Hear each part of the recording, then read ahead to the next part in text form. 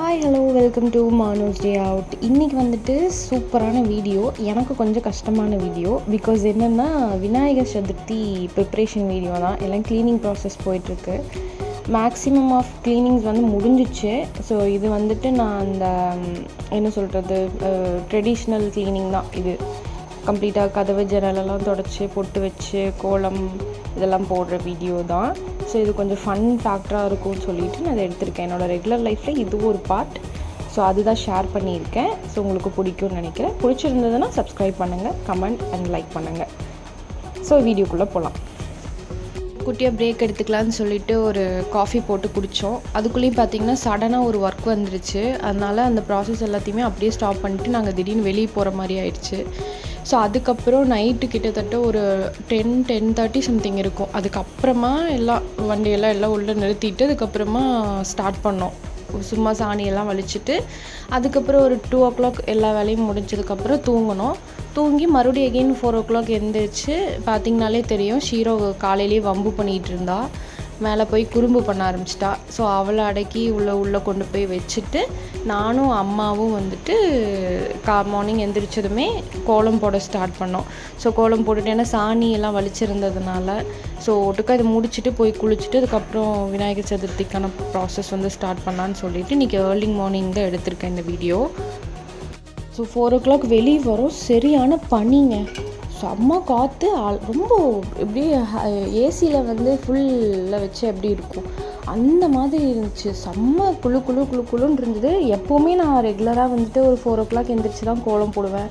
4:30, 5:30, 5 o'clock அந்த மாதிரி தான் போடுவேன்னா ரெகுலராக இருக்கிறனால விட இந்த அன்னைக்கு வந்து பனி வந்து பெய்ய ஆரம்பிச்சிருச்சு. மழை வர மாதிரி வரும் இல்லையா, அந்த மாதிரி பெய்ய ஆரம்பிச்சிருச்சு. ஐயோ என்னடா மழை வருது போல இருக்குது அப்படின்னு நானும் அம்மாவும் ரொம்ப பயந்துட்டோம். இவ்வளோ தூரம் எல்லாம் கஷ்டப்பட்டு வீணாயிடுமோ அப்படின்னு சொல்லிட்டு விநாயகா அதை செஞ்சு மழை மட்டும் வேணாம் இப்போதைக்கு அப்படின்னு சொல்லி வேண்டிகிட்டு இருந்தோம்.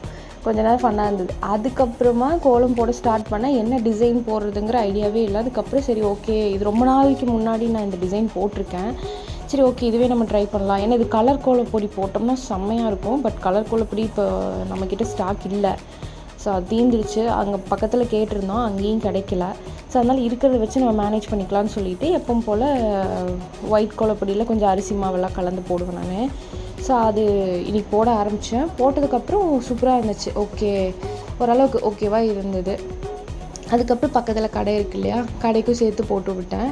ஸோ கடைக்கு போடுறச்சு சேம் இதே மாதிரி பேட்டர்ன் போடுறோமே அப்படின்னு ஒரு தாட்டு. பட் இருந்தாலும் சரி எது மைண்டுக்கு தோணுதோ அதை பண்ணிடலாம், மனசார பண்ணால் எதுவுமே நல்லாயிருக்கும் இல்லையா, அந்த மாதிரி நினச்சிட்டு இதுவும் ரொம்ப வருஷத்துக்கு முன்னாடி நான் ஸ்கூல் போகிற டைமிங்கில் இந்த டிசைன் போடுவேன். ஸோ அதனால் சரி அதுவே ட்ரை பண்ணலான்னு சொல்லிட்டு பார்த்தா சூப்பராக இருந்தது. ஸோ இது முடிச்சதுக்கப்புறமா நானும் அம்மாவும் கொஞ்சம் பிரேக் எடுத்துக்கிட்டோம். ஒரு 10 to 15 minutes உட்காந்துட்டோம். ஏன்னா எனக்கு கால் நடுங்க ஆரம்பிச்சிருச்சு. ரொம்ப நேரமாக குமிஞ்சு அது அந்த குளிர் வேறையா, அது இல்லாமல் ஸ்டாமினாவே இல்லை. ஸோ கொஞ்சம் வீக்காக இருக்கேன் போல் இருக்குது. கால் வந்து நடுங்க ஆரம்பிச்சிருச்சு. சரி ஓகேன்னு சொல்லிட்டு நானும் அம்மாவும் கொஞ்சம் நேரம் உட்காந்துருந்தோம். அதுக்கப்புறம் அந்த முன்னாடி நம்ம வாசல் இருக்கு இல்லையா வீட்டு சைடு கேட்டுக்குள்ளே, ஸோ அந்த இடத்த வந்து க்ளீன் பண்ணிகிட்டு இருந்தேன்.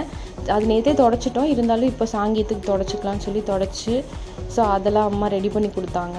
அதுக்கப்புறமா நான் என்ன பண்ணேன்னா போய் மஞ்சள் இருக்கு இல்லையா, ஸோ மஞ்சளில் தான் பிள்ளையார் பிடிக்கணும். ஸோ அவங்களுக்கு தனியாக எடுத்து வச்சுட்டு நம்ம எப்பவும் போல் நிலவுக்கு மஞ்சள் போட ஆரம்பிச்சிட்டேன். ஸோ நிலவுக்கு போட்டுட்டு அதுக்கப்புறமா படி கீழே வாசல் இதான் ஃபஸ்ட் டைம் நான் மஞ்சள் போட்டு நான் கோலம் போடுறேன். பிகாஸ் ஏன்னா சாணி இங்கே போட முடியாது இல்லைங்களா, ஸோ அதனால் மஞ்சள் இருக்கணும் அப்படின்னு சொல்லிட்டு. ஏன்னா கலர் தெரியாது, ஏன்னா அந்த கட்டமாக இருக்கிற டிசைன் அந்த டைல்னால பெருசாக கோலம் பெருசாக தெரியாததில்லை. அதனால சரி ஓகே மஞ்சள் போட்டோம்னா கொஞ்சம் யூனிக்காவது எடுத்து காட்டும் அப்படின்னு சொல்லி போட ஆரம்பித்தேன். ஸோ ரொம்ப நாளாக இது ஒரு ஐடியா எப்படி போடுறதுன்னே தெரியாமல் இருந்தது. அப்புறம் அம்மா தான் இந்த ஐடியா கொடுத்தாங்க. மஞ்சள் கீழே வந்து இந்த மாதிரி தேய்ச்சி போடு, ரொம்ப நல்லது அப்படின்னு சொல்லி சொன்னாங்க. சரி ஓகே சொல்லிவிட்டு அதையும் போட்டு கம்ப்ளீட் பண்ணிட்டேன். ஸோ கம்ப்ளீட் பண்ணதுக்கப்புறமா ஃபைனலாக ஃபோட்டோ கூட நான் இந்த எண்டிங்கில் எடுத்திருப்பேன். ஸோ கோலம் முடிச்சுட்டு எகெயின் வந்து படிக்கு வந்துட்டு எனக்கு தெரிஞ்ச டிசைன் டக்குன்னு என் மைண்டுக்கு தோணுன டிசைன் நான் போட்டேன். ஸோ பார்த்தாலே தெரியும் இல்லையா, ஒரு மேகத்தில் பாதி வெட்டின மாதிரி இருக்குல்ல. ஸோ பண்ணால் இருந்துச்சு.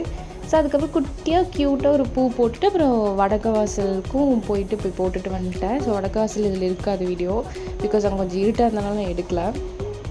ஸோ ஒன்ஸ் முடிச்சாச்சு.